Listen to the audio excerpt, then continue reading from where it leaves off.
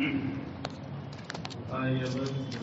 أحدكم أن تكون له جنة من نخيل وأعناب تجري من تحتها الأنهار له فيها من كل الثمرات وأصابه الكبر وله ذرية ضعفاء فأصابها إعصار فيه نار فاحترقت كذلك يبين الله لكم الآيات لعلكم تتفكرون.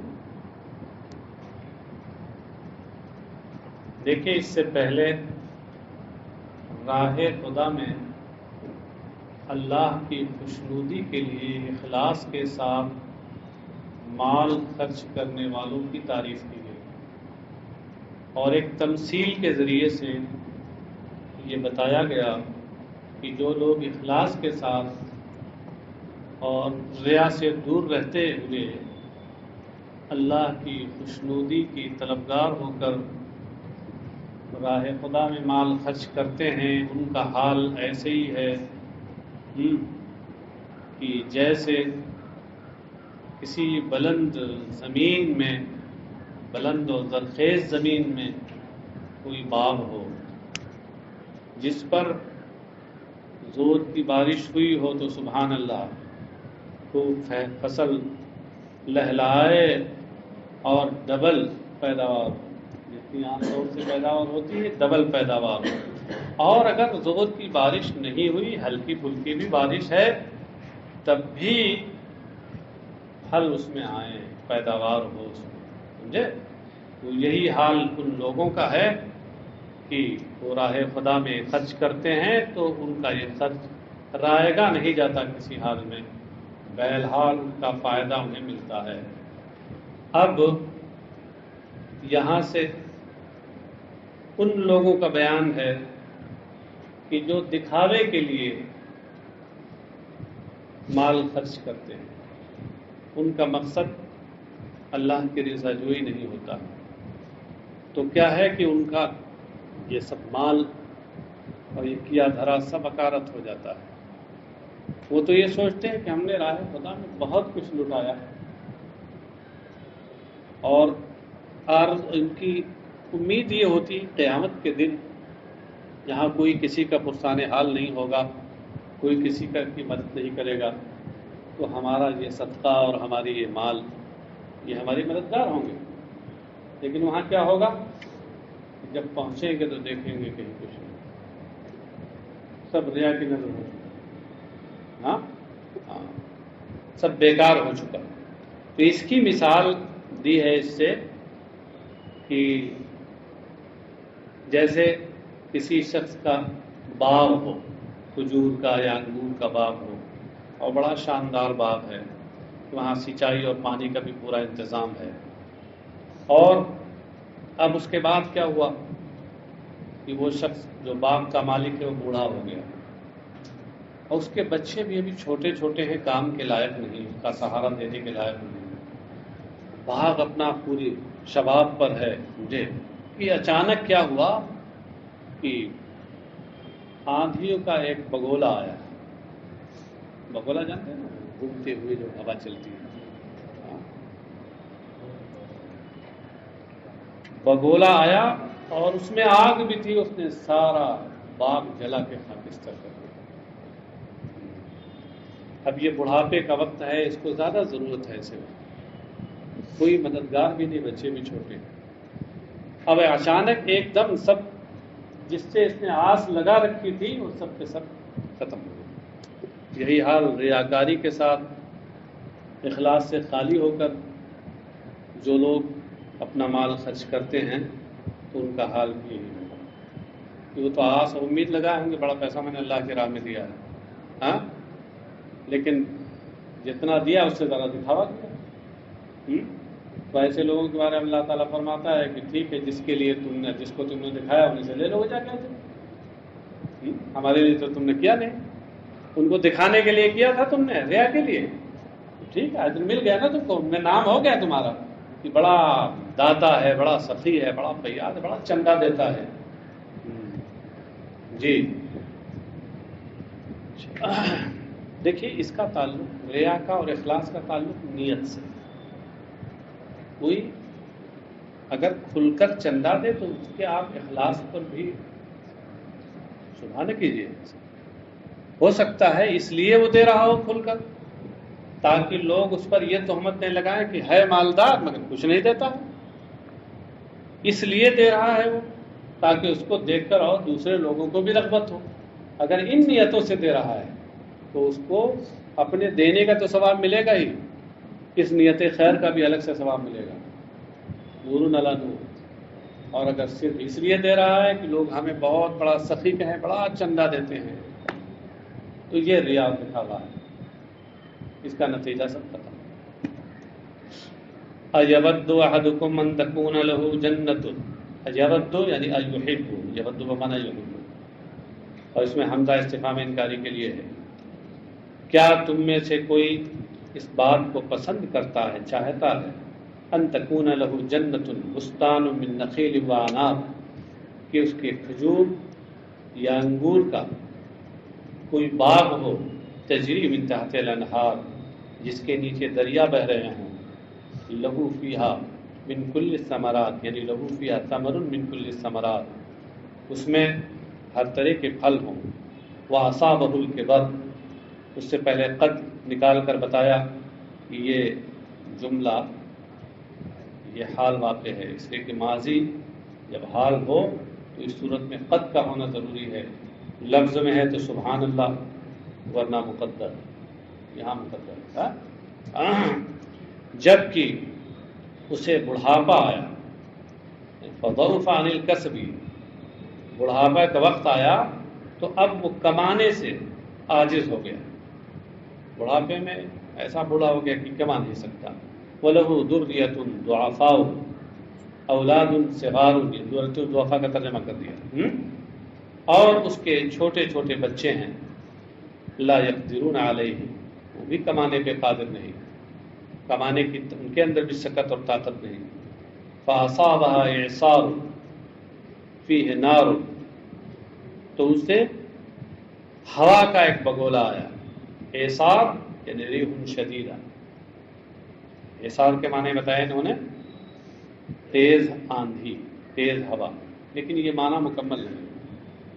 اعصار صرف آندھی کو نہیں کہتے، اس تیز ہوا کے جھونک کو کہ جو گھومتے ہوئے چلے، ایسے دیکھتے نا وہ پورا وہ بن جاتا ہے، اس کو اردو میں بگولا بولتے ہیں.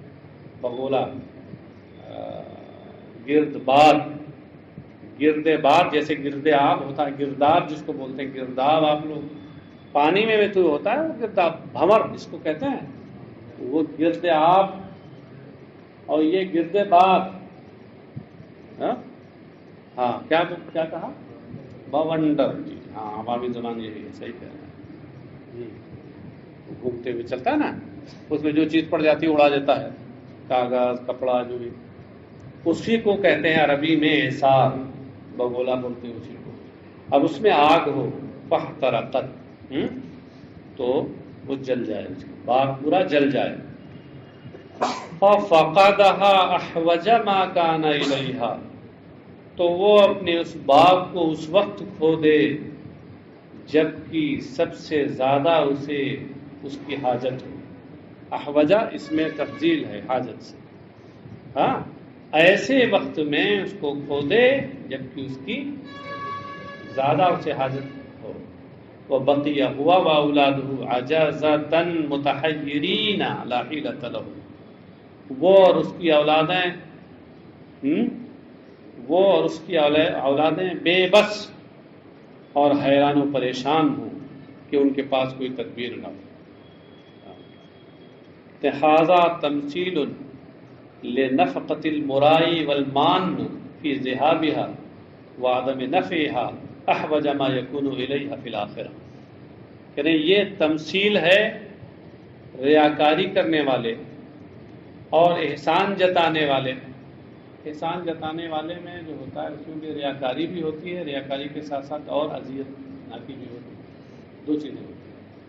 جو احسان جتاتا ہے کسی پر تو ایک تو دکھاوا بھی اس میں ہوتا ہے، ہاں، اور ساتھ ہی ساتھ اذیت پہنچانا بھی ہوتا ہے. تو یہ تمثیل ہے ریاکاری کرنے والے اور احسان جتانے والے کے خرچ کی،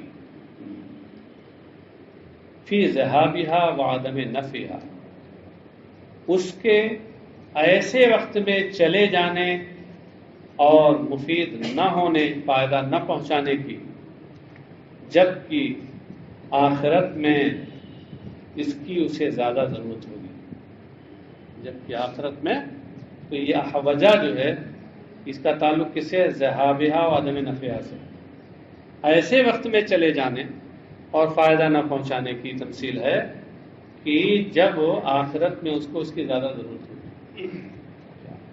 والاستفہام بمعنی النفی، اوپر جو استفہام ہے ایود احدکم میں، اس کو کہا ہے نفی کے معنی میں، یعنی استفہام انکاری ہے۔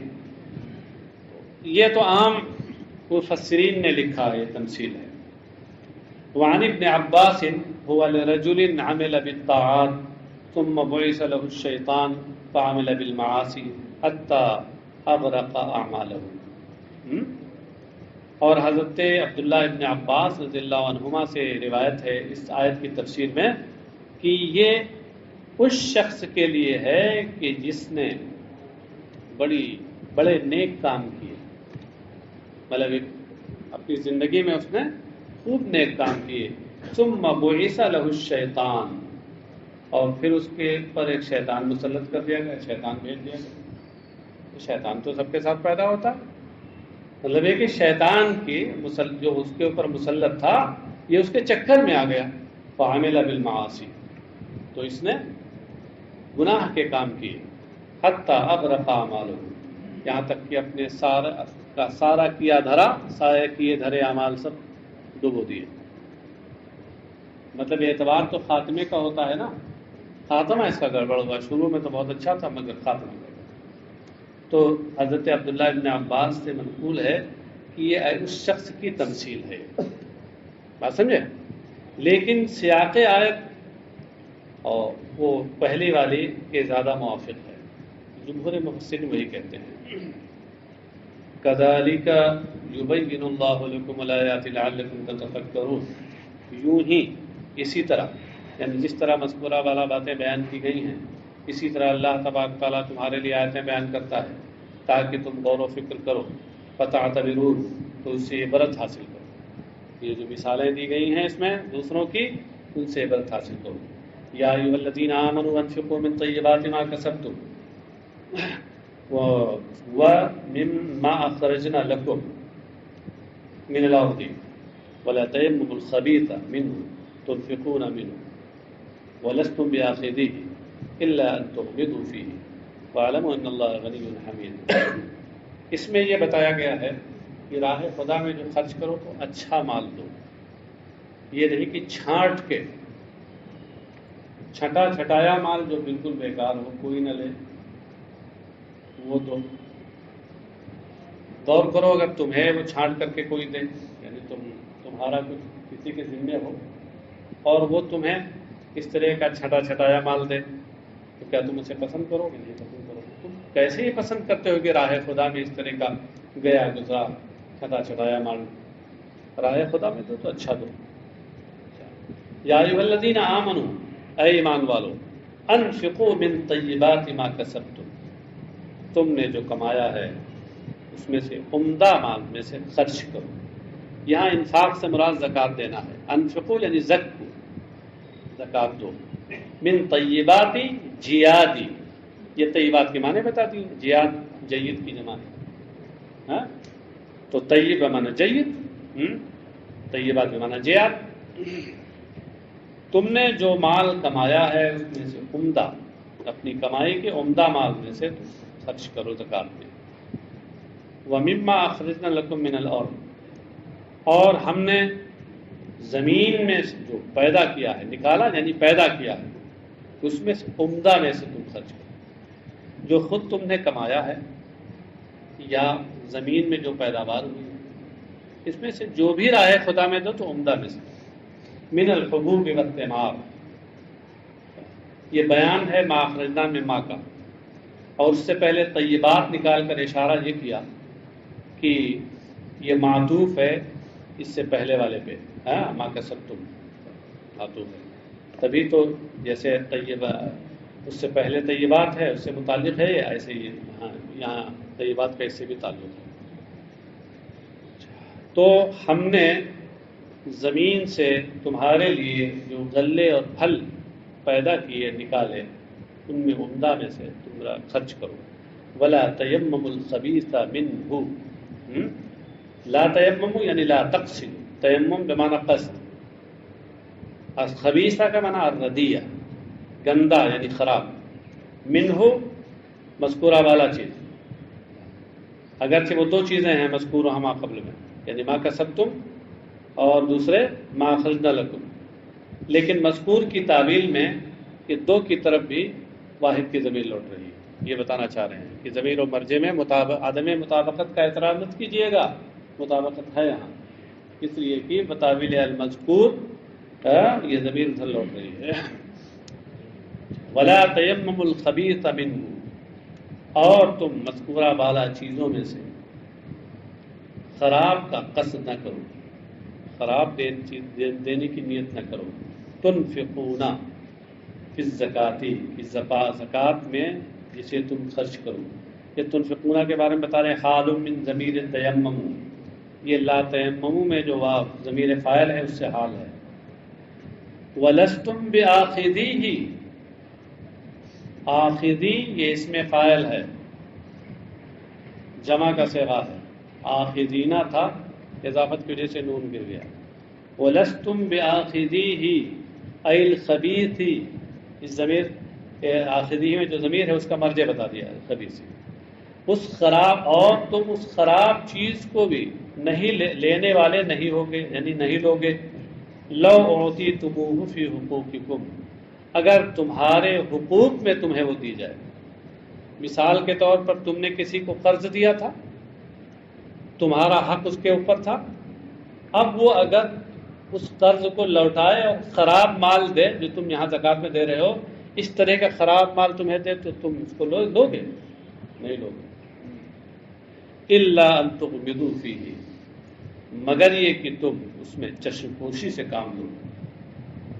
اغمض یغمض، اغماض کا معنی آنکھیں بند کرنا، چشم پوشی کرنا، نظر انداز کرنا۔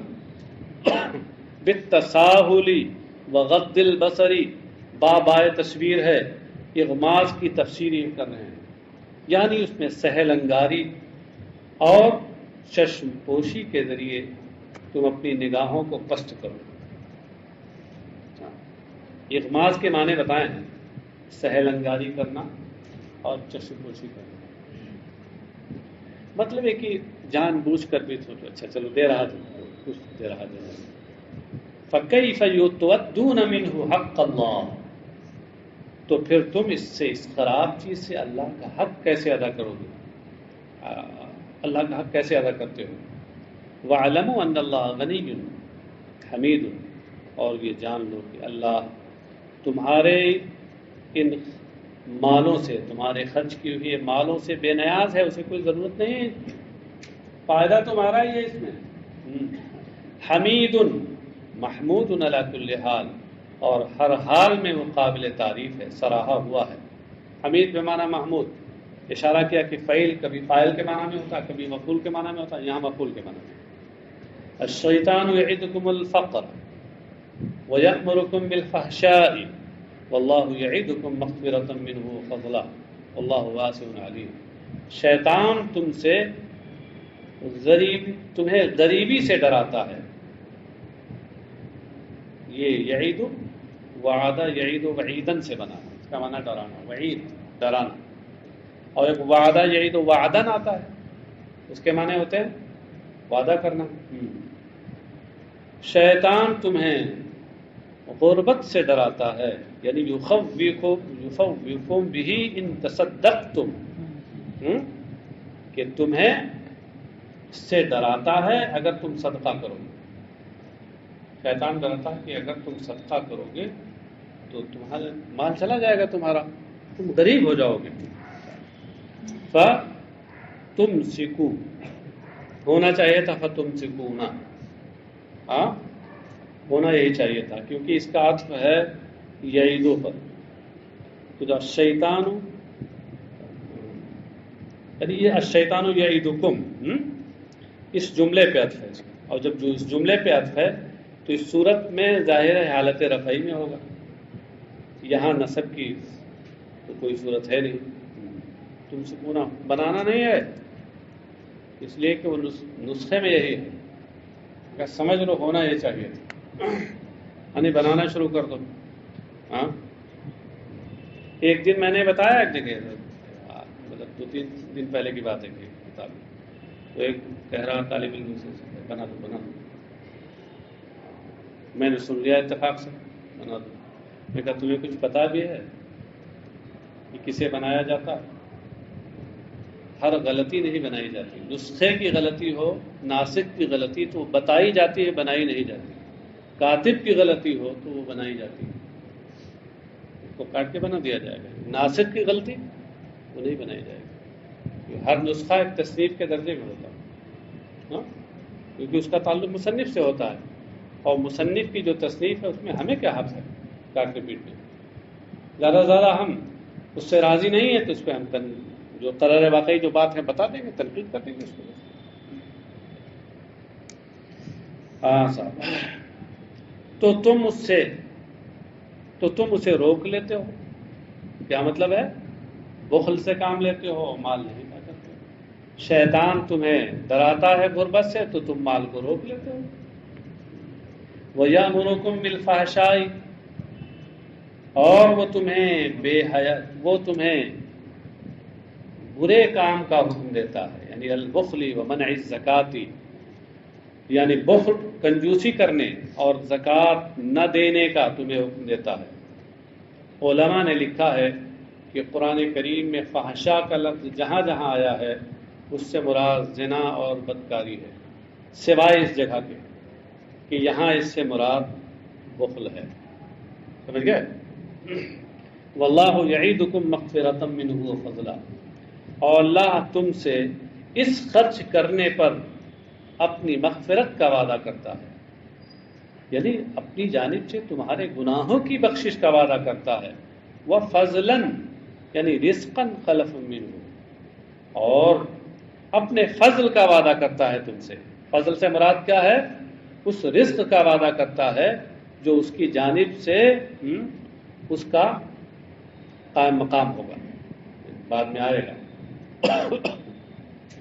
یہ رزقن کے بعد خلفن کا لفظ جو انہوں نے بڑھایا ہے، یہ دراصل ایک حدیث میں یہ تعبیر آئی ہے، تو اس سے انہوں نے اقتباس لیا ہے، صنعت اقتباس کے طور پہ. واللہ واسع علیم، یعنی واسع فضلہ علیم بالمنفق، اور اللہ وسعت والا ہے، یعنی اس کا فضل و کرم بڑا وسیع ہے، اور وہ جانتا ہے، خرچ کرنے والے کو جانتا ہے، خرچ کرنے والے کو جانتا ہے، وہ کیسے خرچ کر رہا ہے، کس طرح خرچ کر رہا ہے. یؤتی الحکمۃ من یشاء ومن یؤت الحکمۃ فقد اوتی خیرا کثیرا، وہ جسے چاہتا ہے حکمت عطا فرماتا ہے. حکمت سے کیا مراد ہے؟ العلم النافع المؤدی الی العمل، وہ علم نافع جو عمل تک پہنچانے والا ہو، ہاں جو عمل پہ آمادہ کرے، عمل تک پہنچانے والا ہو. ویسے حکمت سے کیا مراد ہے؟ حاشیہ نمبر 27 میں دیکھ لیجئے، 1-2 چیزیں تھوڑی یہ بتائی انہوں نے، ہاں نہ معلوم کتنے اقوال ہیں. ان کے نزدیک، مفسر کے نزدیک، یہاں حکمت کی یہ معنی زیادہ مناسب تھے، اس لیے انہوں نے یہاں بتایا کہ علم نافع اس سے مراد ہے علم نافع جو عمل تک پہنچائے، وہی تو علم نافع ہوتا ہے. اور وہ جہاں تک کہنے کی بات ہے تو کہنے والوں فلسفیوں نے کہا اس سے فلسفہ مراد ہے. یؤتی الحکمت، اللہ فلسفہ دے عطا فرماتا ہے جسے چاہتا ہے. زبان تو کسی کی نہیں بند کی جا سکتی، روکی جا سکتی. فلسفیوں کے پاس بھی زبان ہے تو اپنی بات کہیں گے، لیکن وہ آپ غور کیجئے کہ قرآن کریم کے سیاق سے کتنی دور کی چیز ہے. ہاں لیکن فلسفے کی کتابوں کے آپ لوگ چھاپتے ہیں، لکھتے ہیں، یہ آیت لکھتے ہیں کہ یؤتی الحکمۃ من یشاء ومن یؤت الحکمۃ فقد اوتی خیرا کثیرا،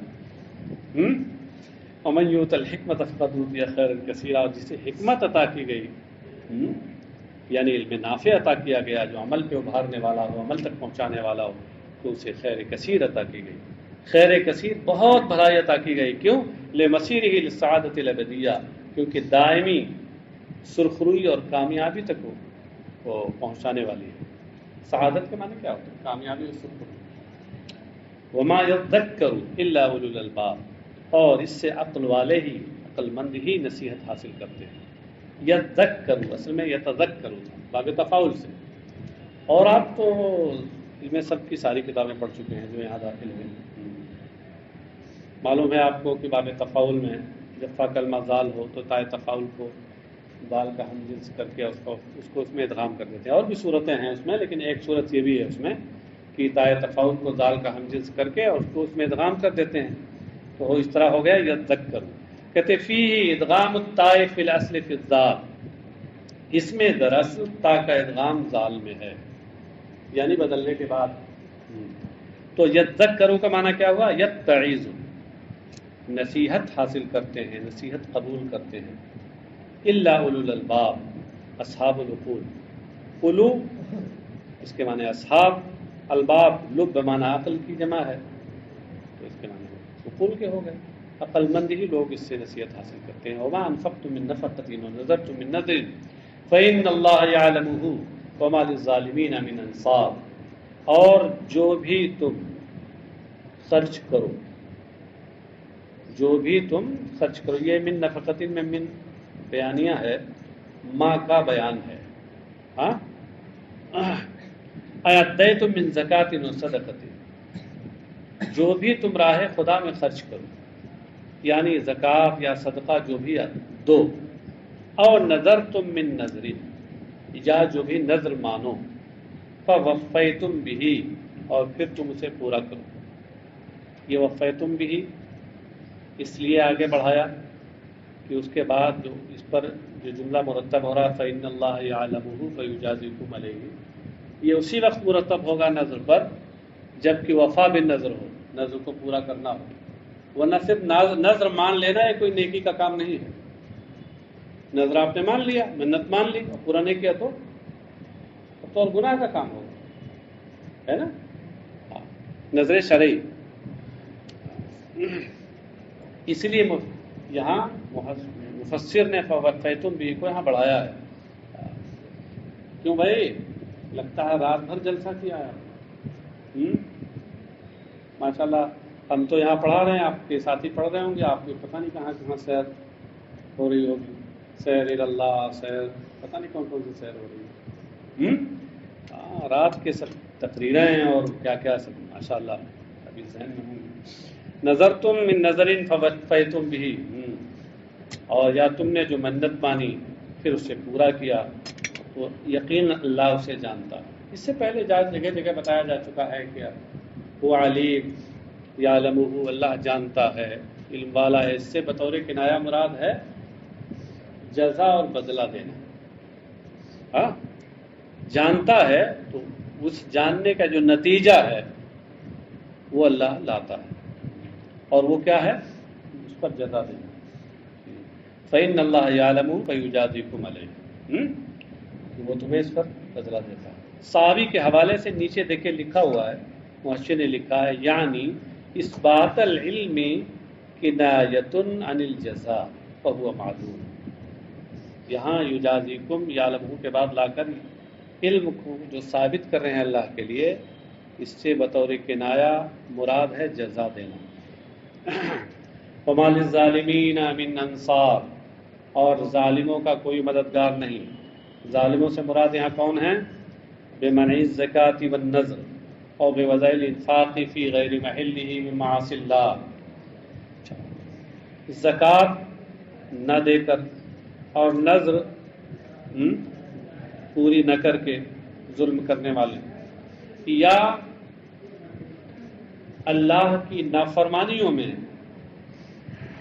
بے محل بے موقع اپنے مال، اپنے انفاق کو رکھنے والے، ان ظالموں کا کوئی مددگار نہیں. یعنی مانعین لهم من عذاب، مددگار نہیں. مطلب کیا ہے کہ جو اللہ کے عذاب سے انہیں روکے.